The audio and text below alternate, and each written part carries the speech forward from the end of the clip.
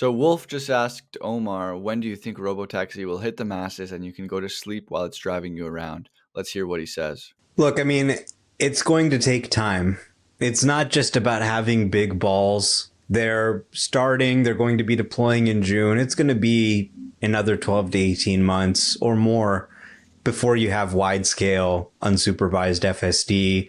There are regulations, I think, that need to be updated on the federal level. So, we've kind of been in this place where they've been saying, well, let's just focus on autonomy. And now the sales aren't growing. They didn't grow in 2024.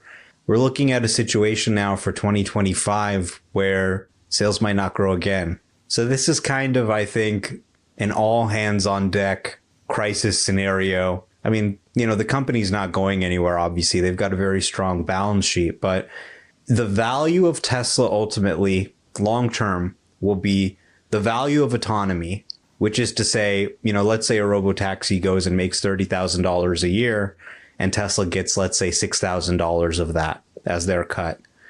The value of autonomy is that share times the number of cars on the road. So if that second factor, number of cars on the road, is less because you haven't been able to sell cars through, and having a great product that can drive itself, that's all great. It helps to have a great product. And I think they have much better products this year than last year.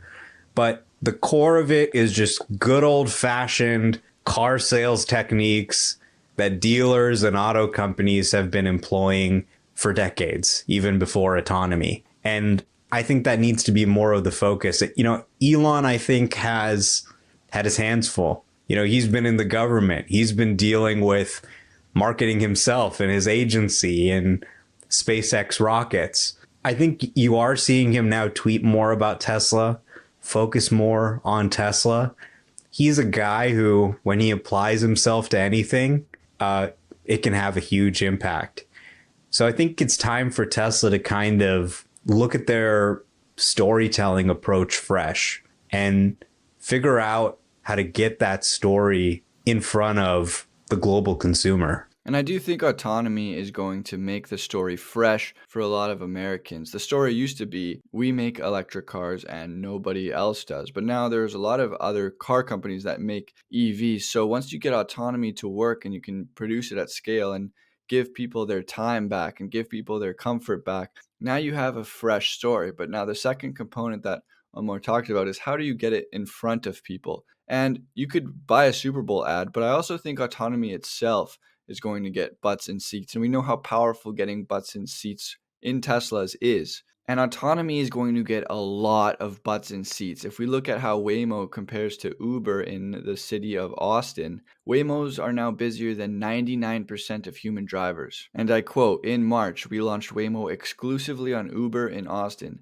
These 100 vehicles are now busier than over 99% of all drivers in Austin in terms of completed trips per day. And something that Farzad brought up on this podcast is that after their trip, they can exit the Tesla and they got to where they needed to go. And Tesla could say, hey, did you enjoy that? You can get one of these vehicles for $37,000. So not only do you profit off the ride, but you also start exposing consumers to the Tesla brand like they've never really been exposed to it before. And while we're talking about Waymo, Waymo requires you to unlock the vehicle on the app after you've ordered the ride to get into the car. This is so that no strangers or random pedestrians can open the door of a robotaxi. And we've just learned that Tesla is going to do the same thing. A software developed noticed in the recent Tesla app update that riders are going to have their own app-based rider key that would let them open the cars when they are in fleet mode. And so I was happy to learn this because it resolved some of my fears of sort of being on an off-ramp and some people stop in front of my robotaxi and try to mug me. But it does make me feel a little better that at least I can lock the doors with my phone. I'm also pretty certain that the windows are going to be tinted, which also mollifies my anxiety. But back to what Omar was talking about, and the subject of this whole hour-long podcast from the GigaCast was that Tesla has to grow sales in 2025. Because right now it's trending that Tesla sales are going to fall again in 2025. For them to even be flat, they have to sell 500,000 Teslas per quarter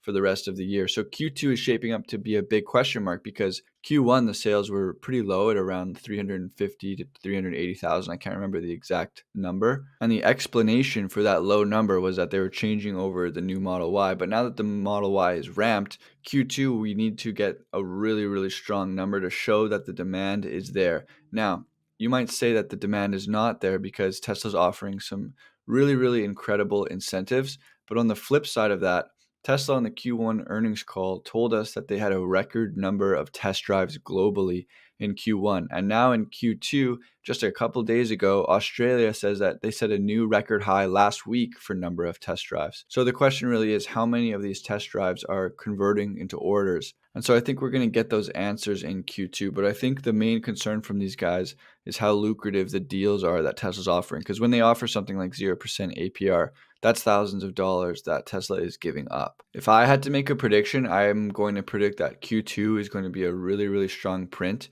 And the reason that I think that is because if test drives are at an all-time high, I think sales are going to be at an all-time high because I know from experience how perception changing a test drive can be when you actually experience a Tesla. But then again, the offers that Tesla is making makes me question whether that's going to be the case.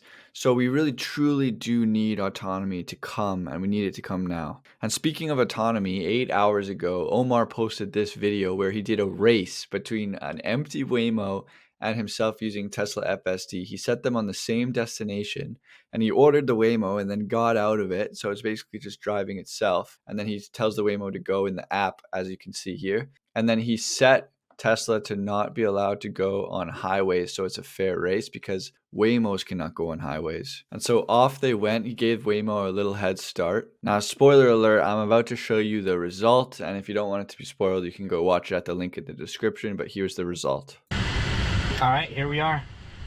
And it looks like the Waymo arrived too. So it was about a tie. So while Waymo is 4 times more expensive and Waymo had to process this city in HD, and Omar removed features from Tesla FSD like driving on highways, Tesla was still able to do what Waymo is able to do at the same speed. So a very cool video from Omar at Omar's catalog. Make sure you guys are following him. And then, that's how we get the story fresh again. Autonomy is the ticket to the next wave of growth, and Tesla certainly has the absolute best solution for scale. And this tweet from my boy Mike just really sums up the experience that you feel with FSD. I just had a guy come in and order a second car today. He got his wife a car like 3 weeks ago. He came in today and was like, dude, I can't live without FSD, after saying he wasn't interested in it like 3 weeks ago. What a great testament to the magic of FSD, which is the title of an article written by the famous Phil Beazle, which I'll be covering on this channel shortly, so make sure you guys are subscribed. And I'm sorry for the shorter video today, but I will see you guys again for a longer one tomorrow. Talk to you then.